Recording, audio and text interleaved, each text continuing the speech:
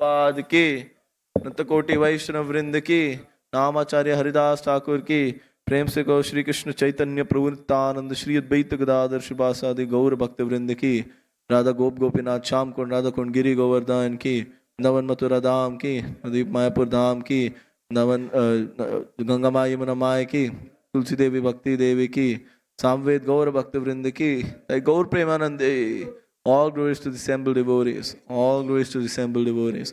All glories to Guru and Gauranga. All glories to Jagat Guru Srila Prabhupada. This founder Jagat Guru Srila Prabhupada ki.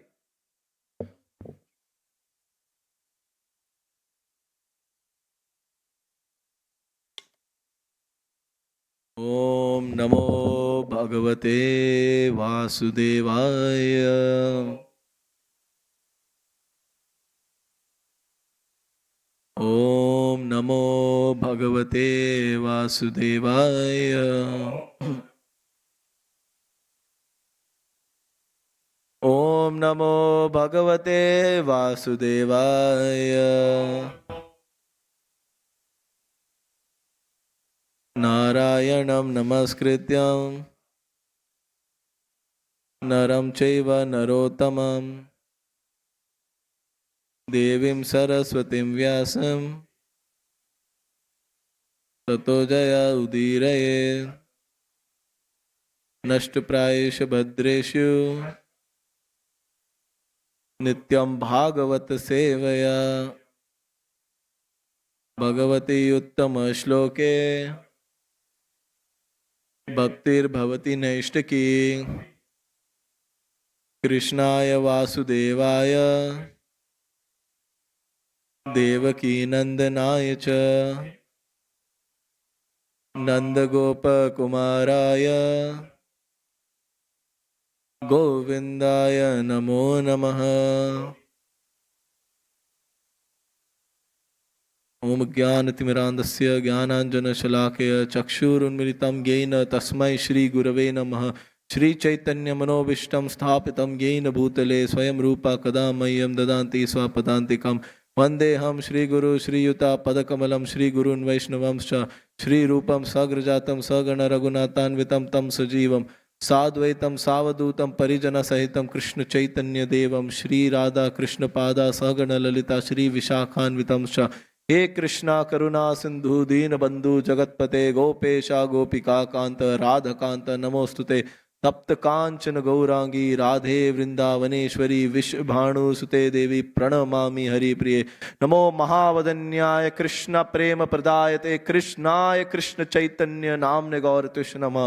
वंचा कल्पतरुभ्यश्च कृपा सिंधुभ्य एव च पतितानां पावनेभ्यो वैष्णवेभ्यो नमो नमः. नमो ओम विष्णुपदाय कृष्ण पृष्ठाय भूतले श्रीमते भक्ति वेदांत स्वामिनिति नामिने. नमस्ते सरस्वती देवे गौरवाणी प्रचारिणे निर्विशेष शून्यवादी पाश्चात्य देशतारिणे. जय श्री कृष्ण चैतन्य प्रभु नित्यानंद श्री अद्वैत गदाधर श्रीवासादि गौर भक्त वृंदा. हरे कृष्णा कृष्णा कृष्णा हरे हरे, हरे राम राम राम हरे हरे, हरे कृष्णा कृष्णा कृष्णा हरे हरे, हरे राम राम राम हरे हरे, हरे कृष्णा कृष्णा कृष्णा हरे हरे, हरे Ram Ram Ram Hare Hare.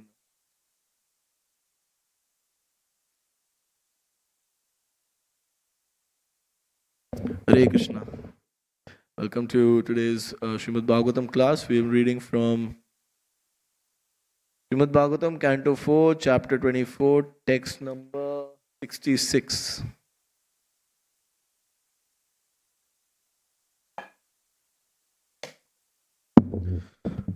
Pramatam uchar iti kritya chintaya. Pramatam uchar iti kritya chintaya. Pravriddha lobham vishayeshu lalasam. Pravriddha lobham vishayeshu lalasam. Tvam aparmata sahasabhipadyase. Tvam apramata sahasabhipadyase.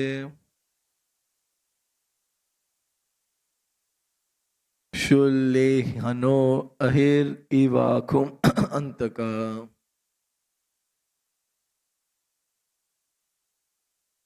Shulle hinani ahir ivakum antaka.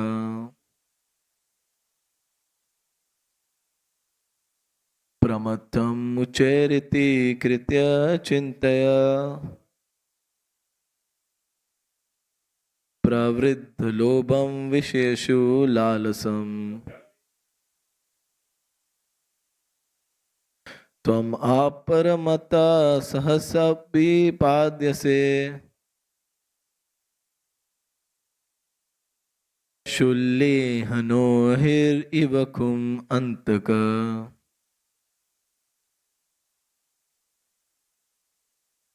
प्रामत्तमुच्चेरिति कृत्य चिन्तया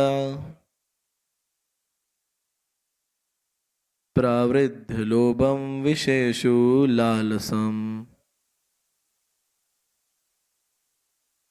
त्वम अप्रामत्ता सहसाभिपाद्यसे शूल्ये लेलिहानो अहिरिवकुम अंतका प्रमत्तं मुचेरिति कृत्य चिन्तया प्रवृद्ध लोभं विषयेषु लालसम् त्वम् अप्रमत्ता सहसाभिपाद्यसे शूल्ये हिलानो अहिरिवाकुम् अंतका. प्रभु जी.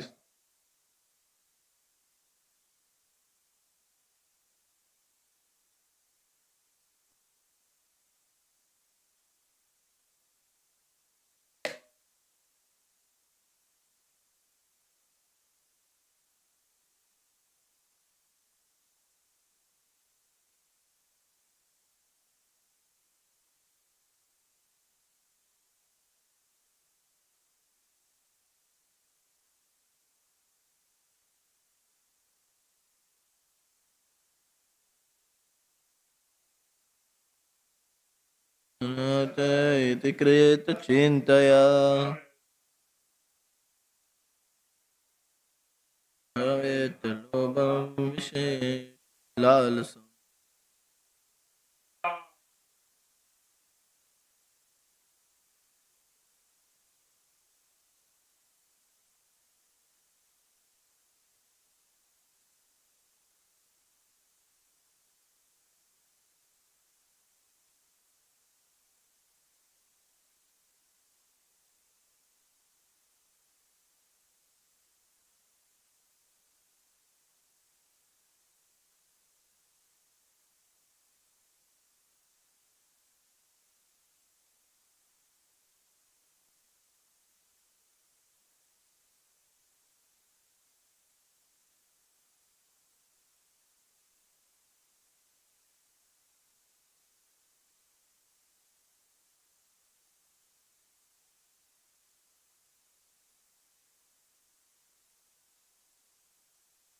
Word to word translation. Pramattam, persons who are mad. Uchay, loudly. Iti, thus. Kritya, to be done. Chintaya, by such desire. Pravriddha, very much advanced. Lobham, greed. Visheshu, in the material enjoyment. Lalasam, so desiring. Tvam, your lordship.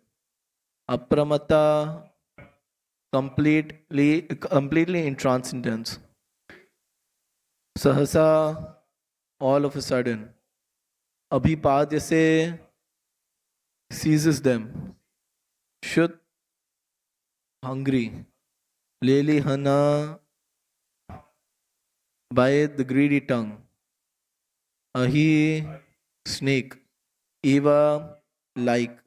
Akum, mouse. Antaka, destroyer.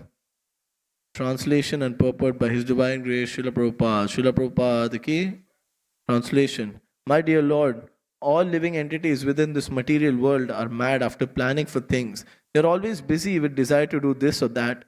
This is due to the uncontrollable greed. The greed for material enjoyment is always existing in the living entities, but your Lordship is always alert, and in due course of time, you strike him just as a snake seizes a mouse very easily and very easily swallows him. Purport. Everyone is greedy and everyone makes plans for material enjoyment.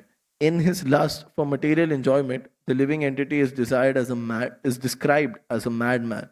As stated in Bhagavad Gita 3.27, Prakrite kriyamani gunai karmani sarvashah ahankar vimudatma karta aham iti manyate. The bewildered spirit soul, under the influence of the three modes of material nature, thinks himself to be the doer of the activities which are actually carried out by nature. Everything enacted by the laws of nature, and these laws are under the direction of the Supreme Personality of Godhead. The atheist or the unintelligent men do not know this. They are busy making their own plans, and big nations are busy expanding their empires. And yet, we know that in due course of time, many empires have come into existence and been destroyed. Many aristocratic families were created by people in their extreme madness, but we see that in course of time, those families and empires have been destroyed. But still, the foolish atheists do not accept the supreme authority of the Lord. Such foolish people are unnecessary concoct their own duties without referring to supreme authority of the Lord. The so-called political leaders are busy making plans to advance in the material propensity of their nation. But factually, these political leaders only want an exalted position for themselves. Due to their greed for material position, they falsely present themselves as leaders before the people and collect their vote, although they are completely under the grip of laws of material nature. These are some of the faults of modern civilization. Without taking to God consciousness and accepting the authority of the Lord, the living entities become ultimately confused and frustrated in their plan making attempts. Due to their unauthorized plans for economic development, the price of commodities is rising daily all over the world, so much so that it has become difficult for poorer classes, and they are suffering the consequences. And due to lack of Krishna consciousness, people are being fooled by so called leaders and plan makers. Consequently, the sufferings of the people are increasing. According to the laws of nature, which are backed by the Lord, nothing can be permanent within this material world. Therefore, everyone should be allowed to take the shelter of the Absolute in order to be saved. In this regard, Lord Krishna says in the Bhagavad Gita, Bhuktaram yagnatapasam sarva loka maheshwaram turdam sarva bhutanam datva mam santim richati. The sages, knowing me as the ultimate purpose of all sacrifices and austerities, the supreme lord of all planets and demigods, and the benefactor and well-wisher of all living entities, attain peace from the pangs of material miseries. If one wants peace and tranquility in society, he must accept the fact that the real enjoyer is the Supreme Personality of Godhead. The Lord is the proprietor of everything all over the universe, and He is the supreme friend of all living entities. By understanding this, people can become happy and peaceful individually and collectively. Hare Krishna. So, first of all, I'd like to start the class by humbly offering my respectful obeisances unto the respected Vaishnavas present here. I'm just seeking your mercy so that I can speak correctly and do justice to Srila Prabhupada's purports and all knowledge. We started the Mangalacharan by saying Om Jnanati Mirandasya Jnananjana Shalakya. I was in complete ignorance, but due to the words emanating from the lotus mouth of my spiritual master, I have finally got enlightened with spiritual knowledge. So all the credit of my class goes to Srila Prabhupada's purports, because everything I've learned ultimately have come from Vaishnavas and Guru, and I'm very grateful for the opportunity to be able to speak here. We see over here, it's mentioned about how the living entities in this material world are busy, mad after planning for things. They're always running, always busy. And at the end, they lose it all. The Lord comes in the form of time and takes everything away. We were on books yesterday, and there was this. We had gone to Newtown. Newtown is, very notorious or famous, you can say, for very liberal people, to say it in nice words. And there was this one guy who, just by looking at him, you can say that this guy is the so-called revolutionary kids, those guys who revolt with their parents and revolt against society, everything like that. He is a man, but he had mascara and like long earrings and all these bags and everything. And I just showed him a book. We just stop and we show them the book. This is a book which you'll be interested in buying. And I show it to him. I had the Krishna book in my hand. And I just show it to him. I stop him and I say, this is this book. This is a very powerful book on spirituality. This is this. The basic line that we use. And the second this guy seemed very interested. He took the book and he's like, wow, spirituality, yoga, yeah, I'm into that. And then he just read the first line, Krishna, the Supreme Personality of Godhead. The second he read God, it was almost like he saw somebody getting decapitated in front of him. He's like, oh, God, I don't believe in God. I can't imagine this. I don't believe in God. I don't prescribe to any God. He immediately handed the book and he started almost like walking quickly, running away almost. That is the reaction of people when they even hear the word God. It's so unfortunate, actually. We can't openly even discuss about God these days. Why? Because people have already concocted their own ideas on what the world is like, what is moral codes, what is right, what is wrong. Everything is done as per their basis. And if you're with them, then it's good. If not, then you're a disgrace to society. We see what is happening to so many politicians who speak boldly, who uphold religion. I don't want to name this politician, but it's very famous. He got shot live while he was giving a seminar. So this is the treatment that people are getting for even mentioning God. And why is that? We always think, why are people in society in general so against of God? I was reading a purport by Srila Prabhupada today, and this kind of gave me a very clear idea of what is the reason that people in general are so much in ignorance. Prabhupada writes that Brahma creates ignorance from the coverings of Brahma created from his shadow the coverings of ignorance, that of the conditioned souls. Now there are 5 types of ignorance which is mentioned in this. The first is Tamashira. The second one is Andha Tamashira. Then the third is Tamas. Then is what is it called? Moha and Mahamoha. Now how do we understand this? First is Tamashira. Tamashira starts with the basic idea where the living entity doesn't believe in the existence of God. The living entity thinks that there is no God. I'm free to do everything. And he simply is completely in denial of the existence of God. He does not like to believe that there is a Supreme Personality of Godhead. He simply conducts his activities based on his own whims and fancies. He concocts his own ideas. Then there is Andha Tamashira. What does Andha Tamashira mean? Andha Tamashira means refusal to believe and understand that you are actually the spirit soul. It means that you don't want to believe that you are spirit soul. You think that you are this body, everything is pertinent to this body, right? Your entire life is based on this body, and after death, there's going to be nothing else. Once you die, then life is over. And that's why you hear these terms constantly. People say, oh, live once, YOLO, like Chidananda Prabhu was mentioning yesterday. YOLO, you live only once. Do whatever you want, drink, smoke, be merry, have sex, do whatever you want. It's only one life. Why do you want to waste that life? And they think that after that, that is it. That's the penultimate goal.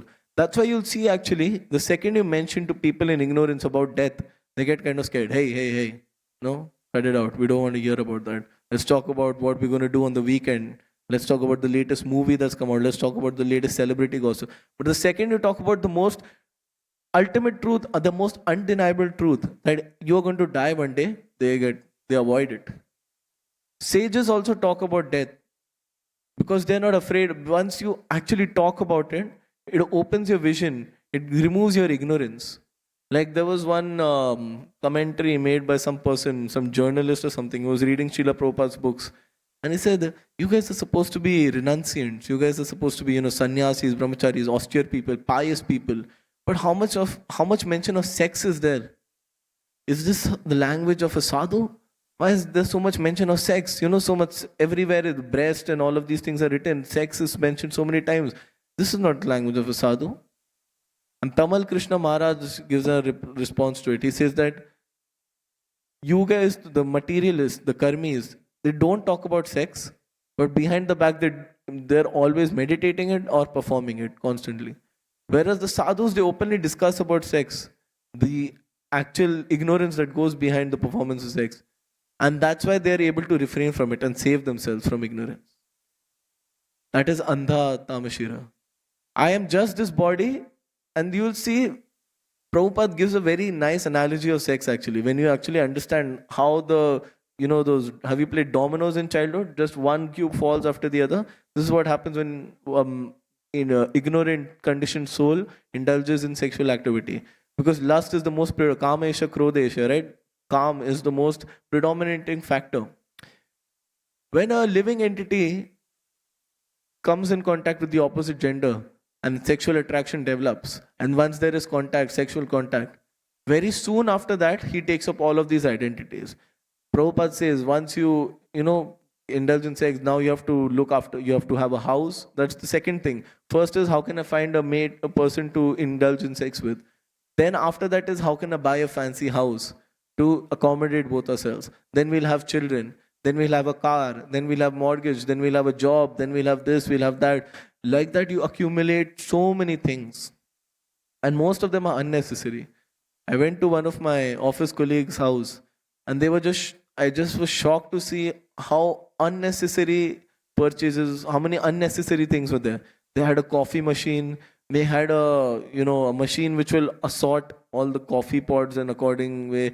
Then they had a dishwasher, they had a dish dryer, they had a vacuum cleaner for the table, they had a vacuum cleaner for the floor, they had so many unnecessary things. They had these wall stands. And you realize that half the things you don't even use most of the time. It's just lying over there. Like if you ask ourselves honestly, how many of the things we have bought do we use all the time?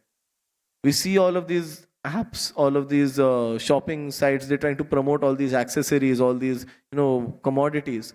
But none of them are used permanently. None of them add any additional value. This is what Sukadev Goswami says. What is the need of a pillow? Just use your arms. Why do people need to find houses? What, the caves have dried up? Why are people, looking for pieces of cloth? You'll find it on trees. My Guru Maharaj was saying, in Rajasthan, actually, you'll see a lot of women, after taking a bath, they'll just leave clothes. Because in those times, in Vedic times, a sadhu used to never purchase cloth. He was always gifted cloth, or he would just pick it up from the streets. So a lot of women, hoping that some brahmana, some sadhu will come, they used to just tie some, pieces of cloth on the trees. And the sadhus would come and wrap them around their waist, or, just wear it in winters. That was the culture. Now you see about clothes, what craze is going on. How many clothes I packed so many clothes in my cupboard. I used probably 4 of them at best. Half of them are just lying over there collecting dust. But we want to accumulate more. Atyahara, just more and more. You'll see so many clothes. One of my friends was showing their cupboard to me. They have one clothes for parties, one clothes for going out, one clothes for home, one clothes for when it's summer, one clothes for when it's winter. One clothes is when, they just want to feel very confident. One clothes when the mood is different. They were giving me all these different, and they have like big cupboard, 3 cupboards for one person. And in one day, the guy will probably wear max to max, 2 outfits, 3 outfits? But so much complication, over complication. This is why, because we want to decorate the body. Andha Tamashira. We think that this body is everything. When we don't worship the Supreme Personality of Godhead, this body becomes the Supreme Personality of Godhead. Everything revolves around this life. All you can meditate on is what is going on in your own life. And that's why you'll see these people very proudly profess, and there are some yogis also which promote this. That there is one, it's one life, you can do whatever you want. There is one famous philosopher, I forgot his name, in India actually, who actually promoted this philosophy. His entire philosophy was that there is one life, there's no need to perform any austerities, any penances, anything like that. There's one life, just enjoy, eat, drink, be merry. And one of the reporters actually asked Prabhupada, that Prabhupada, you're from India, right? India is this land of spirituality, India is the land of such great sages. Then why is this philosopher, I think it was Chitra, something like, I'm not sure of his name, I'll research and let you know. But they said that this person, this philosopher is telling that you guys can eat and drink and do whatever you want. And Prabhupada said, because he was Indian, he said you can eat, he drink ghee. He didn't say you can drink liquor. So your philosophers, all they talk about is drinking liquor. Drink liquor and be merry. Go to office, work 9 to 5, drink merry. He was at least, little bit domesticated in that way. He used to say you can drink ghee. So most people who are completely absorbed by ignorance, that is their philosophy, that there's one life, enjoy it to the fullest. And they don't realize that even if they want to enjoy this life in the fullest, their senses don't allow them. This body also has got its limitations. There was one guy, this is a very absurd thing which I heard. He was like 70 years old or something, and he requested the doctor, a very famous surgeon, to replace his sexual organs with that of a monkey, because he could not enjoy sexual activity. He had enjoyed through his youth. He had a very, a very flashy, youthful life. And by the time he was old, his body was completely drained out. No energy, nothing. We talk about the importance of semen retention. You can see the examples of people who don't retain their semen and see their condition. You'll actually get scared. You'll be grateful. Even if you're married, you'll want to retain your semen. Why? Because the bones from inside become hollow. Their spine, you won't be able to stand erect ever. Your spine will always be bent because you don't have the energy. Just think that vital fluid which can create another life, you're constantly, just releasing, constantly wasting it. You think it's not going to affect your body? Your eyes, they dim down. You can't see properly. You can't talk properly. Your hands shake. I've seen a lot of people, their hands shake. They can't, even if they're writing something, their hands shake. They can't write. I was seeing once, I was at Service NSW. We were filling out some application for license. One guy next to me, clearly, he was completely drained out from life. He had enjoyed, obviously, in life a lot. Now he had you could see some people just by looking at the face, you can see this guy's sick. He's got some sort of sickness. Red skin, pores all over his body, his skin was dried up, couldn't write properly, right? He couldn't speak properly, he was getting breathless. All of these are signs of what? Loss of vital fluid. That's why brahmacharya is so important. That's why Brahma, when he created the four rishis, the four Chatur Sanas, the four rishis, they refused to engage. They remained as kids and they said, we want to stay akhand brahmachari throughout life. Because brahmacharya is very important for understanding spiritual knowledge. That's the first step. That's why most of the people, anybody who wants to engage in spiritual activities, the first step is they perform brahmacharya. They retain their, vital fluid and they maintain their thoughts and mind always on the Supreme Brahman. Because a lot of modern day yogis, they say you can do whatever you want, at the same time you can realize the absolute. And Prabhupada was so against this. So I saw this person, his hand was shaking, he couldn't write. At one point, he just called one of the attendants and he said, can you fill out my name? I'll dictate to you, you write it because I just am unable to write. And you see the condition, there's so many, these are just the physical ailments. What about the mental ailments? I was hearing that it drains out your energy of your brain of any happiness. The dopamine receptors in your brain, they just dry out. You won't feel happy for even things which are genuinely going to make you happy, right? You think that you get anxiety, extreme level of anxiety. What is it called? Paranoid. Why? Because if somebody, let's say two people are joking, one person just says some things lightly without even meaning to, emotionally hurt you or anything, you'll feel extremely hurt. Throughout the time, you'll be just thinking, why did this person say? You'll be reminiscing and you'll be completely absorbed in this pit of anxiety and depression. All of these cases, they used to never exist before. But why are they coming up now? Because people are getting more and more indulging in these sort of activities. And all of this stems from the root of Andha Tamashirya. I am this body and I am going to die. Once I'm dead, there's no life after this. This is only one life. Enjoy it to the fullest. And this theory is backfiring so badly. So many people are, an average man's handshake, in 1960s was some 30 pounds. It's gone down by 30 pounds now. Just a handshake. The strength is going down. Why? Because in those times, people were more focused. They had things to do. They were busy. Life was on a steady flow. Right now, with the internet, people have just gone berserk. And that's why you see people are not maintaining brahmacharya. People are not maintaining varna ashrama. And that is why so much decline you can see in society. And Prabhupada then writes that this Andha Tamashirya comes from the most important point, which is Tamasa. And Tamasa means lack of spiritual knowledge. When you have zero spiritual knowledge, Andha Tamashara means that I think that this body is the only life, and then after this death, there's nothing more. And why does that come? That comes from Tamasa, which means ignorance. Which means ignorance means what? Ignorance of the fact that you're spirit soul. You're not this body, you're spirit soul. Most people, when you tell them, there's actually a verse, I don't remember the shloka, but there's a verse where Krishna tells Arjuna that some people, when they hear about when they hear from the words about the soul, they get astonished. And at the end, he says that no matter, then there's some people, there's one group of people, no matter how much you tell them, they will never accept the fact that they're their soul. Why? Tamasa. They're completely absorbed in Tamasa. And why is this Tamasa existing? Because the conditioned soul comes in this material world to enjoy. Once they accept Krishna as the Supreme Personality of Godhead, they know that Krishna is the supreme enjoyer and this material world is not for their own enjoyment but actually for their suffering. It's hard to accept that. They say the pill of truth is very bitter to swallow. So why swallow it in the first place? Let me do what a rabbit does. What does a rabbit do? When the hunter comes with a gun, the rabbit closes the eyes and thinks that the hunter is gone. The hunter is no longer in my sight, so now I'm safe. But does that actually save the rabbit? What does the hunter do? He shoots, it's an easy target now. Earlier he was finding a running rabbit, now he just found a rabbit sitting with its eyes closed, he shoots it directly. So we think that being in ignorance is actually going to save us from the ultimate reality of death. But it's actually backfiring on us more. We have this rare opportunity in this human life to understand and cultivate spiritual realization.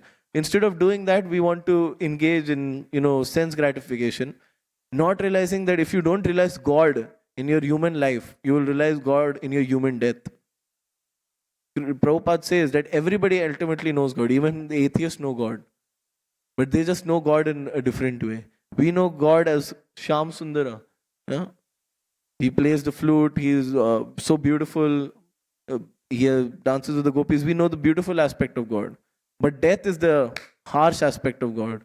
That's when you are forced to realize that yes, there is God. But that time it's too late. That time you've already done everything. And now you're just going to suffer. Imagine, I was actually thinking, right? When the Yamadutas pull out the soul, there is a period where you have to see all the sins that you've committed in your life. And then you know ultimately where your destination is. You're going to suffer so miserably in hell. Right? How desperate, how pathetic that situation is when you can't do anything. I remember there was one movie, I don't like to quote movies a lot, but this one is relevant to the point I'm going to make. There's a movie where a man, this mafia boss or something like that, throughout this movie he's committing sinful activities. He's killing people, he's kidnapping people, he's killing people's wives, he's kidnapping their children, making blackmails, does all sinful activities. And as karma plays its role, at the end something happens. I think he gets shot and they miss him by an inch, but he gets paralyzed for life. And once this mob boss, this mafia leader is paralyzed, all the others realize that now it's time to attack. Just like when Hiranyakashipu was performing austerities for so many millions of years, all the Devtas said, now it's time to strike. Now the enemy is down, now let's go and strike. So they went and they destroyed his palace, and Indra actually kidnapped his wife as well. So similar story in this. The other mafia families, they, kidnapped, they, tortured him. And every day he had one personal assistant. He used to go to the hospital and give him the bad news. Today your son got shot. And this guy was paralyzed. He was just sitting in the bed. And then next day he goes, today your wife got shot. Today this happened. This brother of yours got shot. They burned down this factory which you had worked so hard. Like that, every day they used to give him bad news. And this guy couldn't react. His all senses were null. He was just sitting there. And there's one scene in the movie where he's been given all these bad news and one drop of tear falls from his eyes. Which means he can't even cry. He can't even express his sorrow. Such a pitiable state. So imagine at the time of death when Yamadutas are pulling you and you realize that I was so close to this human life. I was so close to finally getting out of the cycle of birth and death. But I missed it. I let it go. How much? They say that the pain of austerity is little hard, but the pain of regret is unbearable. So why do you want to live this pain of regret? So many people are living this pain of regret. Forget about after death. We don't know. We are not yogis. We don't know what happens after death.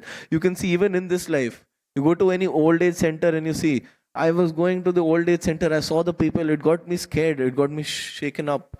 You'll see people just sitting over there, groaning. They've got pancreas problems and liver problems and arthritis and diabetes and eye problems. They're basically like not even dead. They're slowly dying. That is worse. It's better to shoot a person than to stab them. Why? Because when you stab them, they're slowly in agony, they're going to die. Whereas if you shoot them, it's just instant. But the old age is like a slow death. It's like a pill which is slowly going to kill you. And the more you enjoy, the more bhog you do in your youth, the more rogue, the more disease you have in your old age.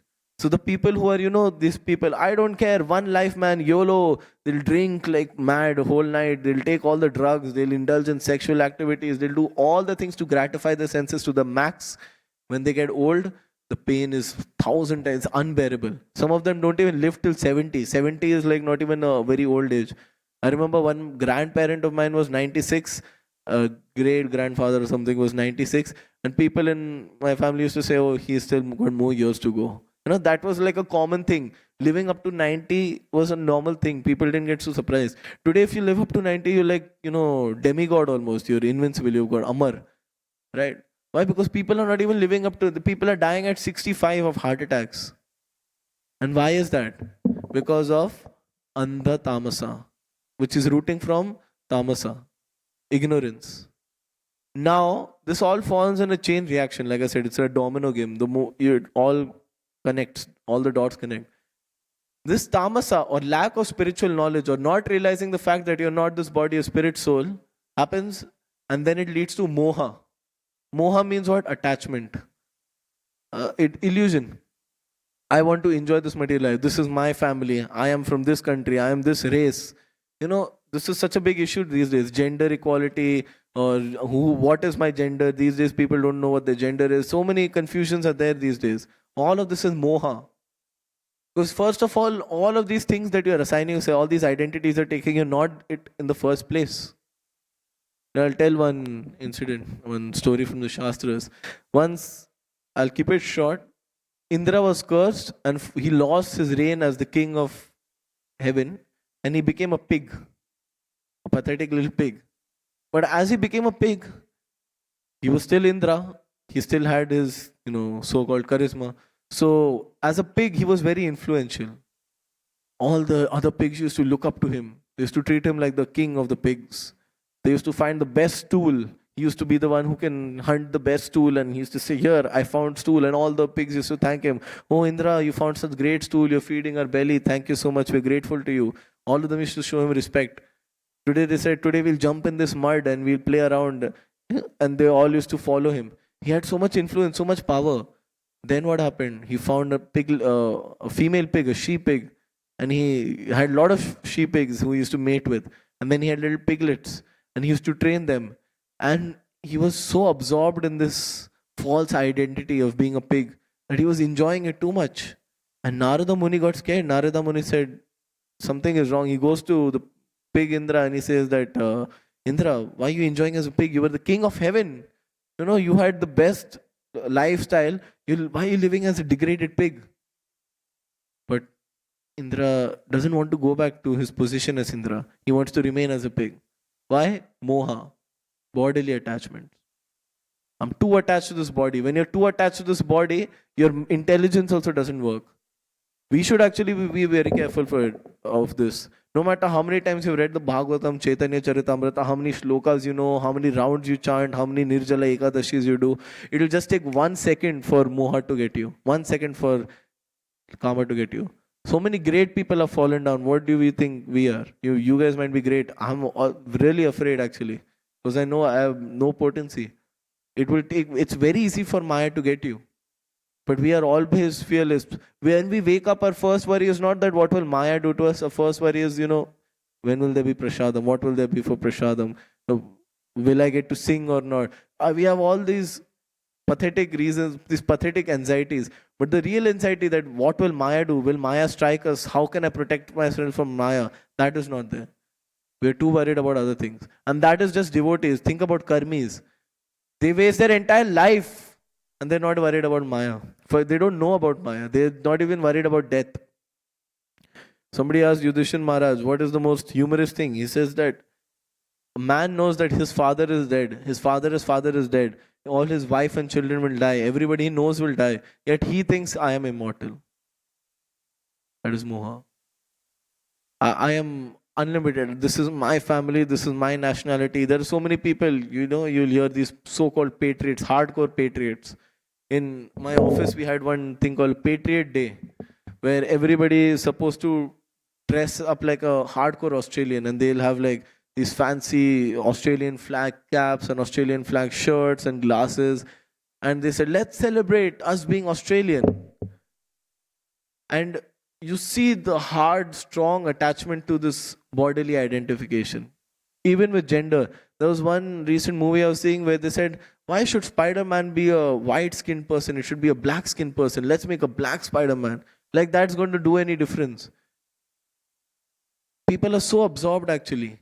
And what does moha lead to finally? All of these bodily attachments, once you're very, very attached to this body, it leads to mahamoha. What is mahamoha? Mahamoha is madness over material enjoyment. I can't wait to enjoy material gratification. And it's actually very scary to see how mahamoha people are affected. All of these things, people think Bhagavatam class, we should just talk about very sweet things, rasa dance or, Krishna's pastimes in Vrindavan. Those are very nice, but we are not yet awakened to the reality which is present before us. If you see in Prabhupada's purports also, if you see in Bhagavad Gita, Bhagavatam, most of his purports, he's not talking about all of these esoteric topics. He's giving you harsh reality about how an illusioned person is suffering in this material world. He nowhere actually, when I read Prabhupada's purports, it's so direct and so on point. That is why Prabhupada was so successful in the Western world as well. Because he didn't just, there are a lot of, these Babajis in Vrindavan, oh, my Krishna, they'll dress up as gopis, oh Krishna, don't steal our heart, they'll do all of this nonsense. But Prabhupada was a real sadhu. A sadhu's job is not to, dress up as gopis and dance in front of a, and pretend that and do all of these sahajya things. A sadhu's job is to use a knife of his sharp vani by the power of Shastra, empowered by the hand of Shastras, and chop down your illusion, chop down your moha.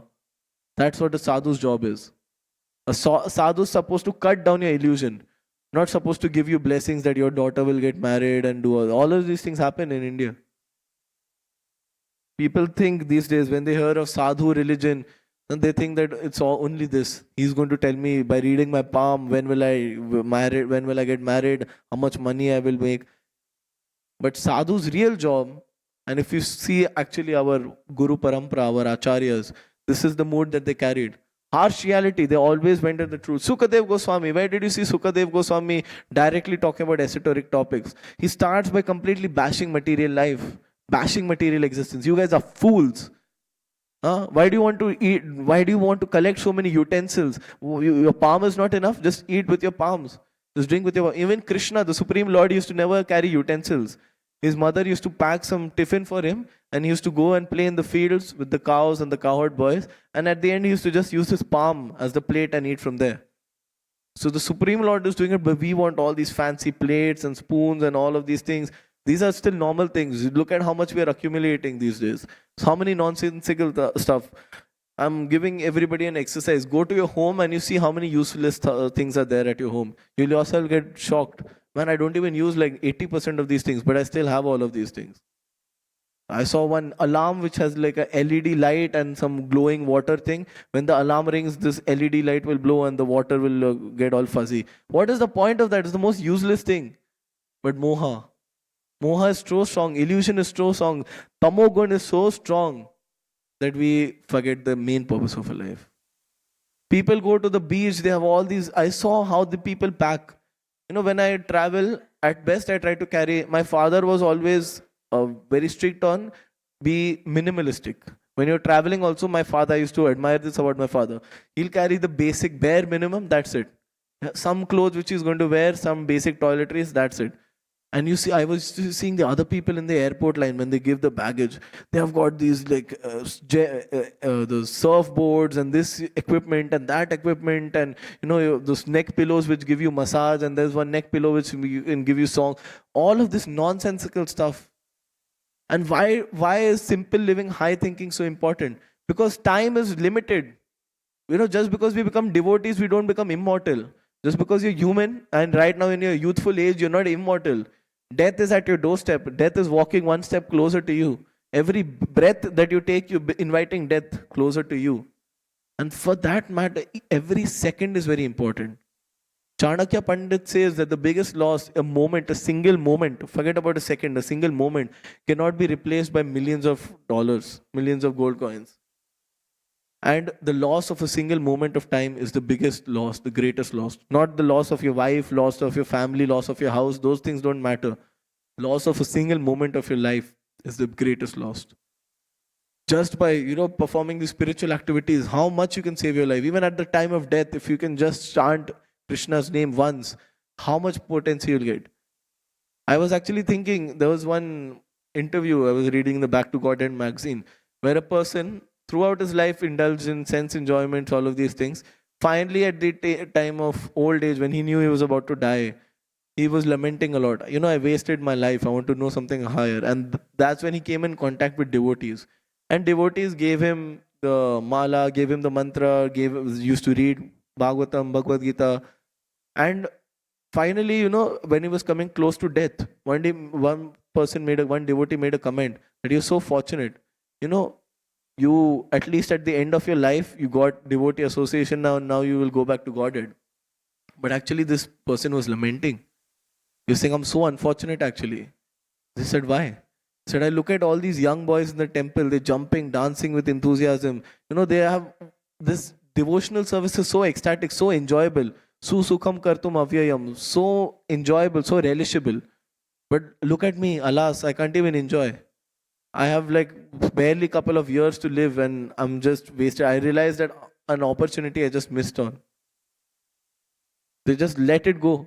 And people actually, at the time of deathbed, most of the sounds that you hear is the sound of regret.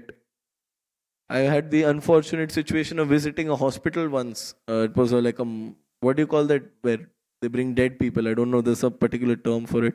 But it was like a, forgive me for the layman language, but it was a dead person hospital. They used to bring all the people who had accidents and stuff like that.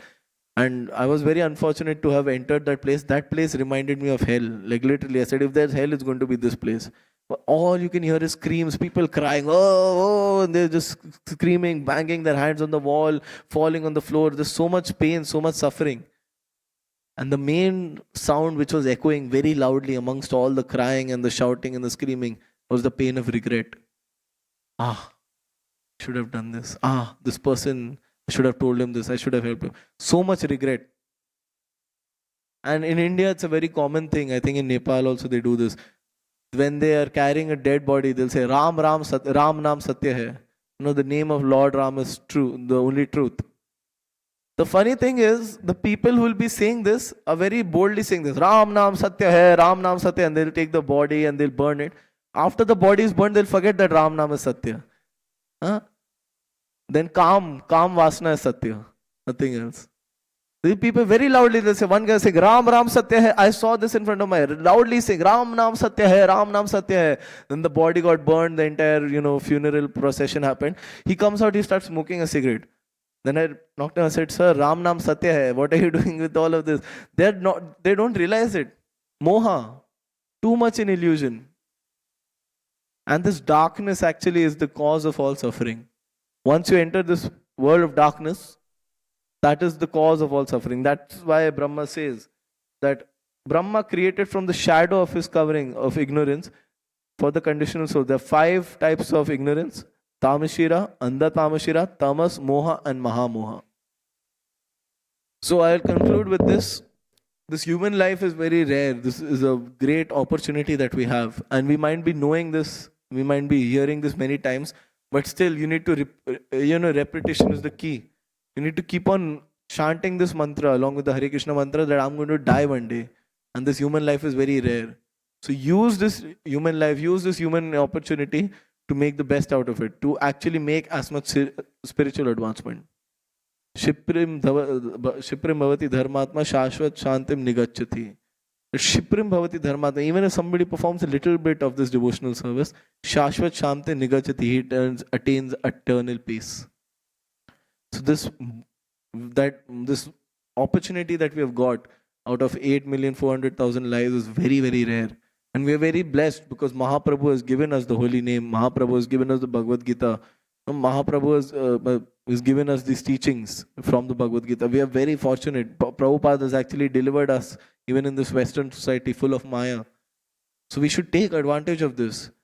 Even as devotees, we should make sure that every second of our life is being properly utilized.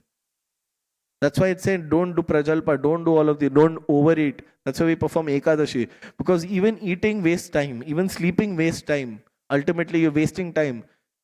Every second you should be in anxiety. How can I protect myself? How can I make sure that this life is, I'm getting out of this cycle of birth and death? How can I make sure that in this life I'm actually performing my devotional service to the Supreme Lord? That should be our constant anxiety. And that anxiety is actually good. Prabhupada said anxiety for Krishna is 1,000 times better than anxiety for Maya. Because anxiety for Krishna, then Krishna, that in that anxiety you find a lot of bliss. But for anxiety of Maya, you're just simply suffering. So let us take a lot of anxiety for Krishna and constantly chant Hare Krishna, Krishna Krishna, Hare Hare, Hare Rama, Rama Rama, Hare Hare. Anantara Srimad Bhagavatam ki, Jagat Guru Srila Prabhupada ki, the Koti Vaishnava Vrinda ki, I Gaur Premanande.